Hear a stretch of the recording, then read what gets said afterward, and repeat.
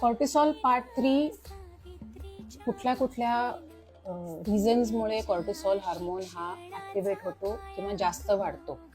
माझे सकाळचे training sessions संपलेत, काही डाएट चार्ट्स बनवायचे होते तेही झालेत, माझा स्क्रीन टाइम ऍक्च्युली संपला आहे.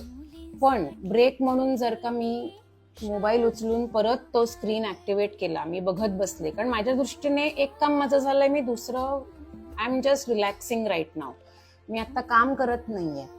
पण ब्रेनला जो आपल्या हार्मोन्सना ऍक्टिव्हेट करायला सिग्नल देत असतो त्याला अजूनही हा स्ट्रेस वाटतोय, कारण त्याला अजून माहिती नाही. त्याला असं वाटतं की हा एक इन्फॉर्मेशन आहे, ती मला प्रोसेस करायची, त्याचं मला काम करायचंय, काम जे आलेलं आहे ते संपूर्ण करायचंय, पूर्ण करायचंय, ते संपवायचंय.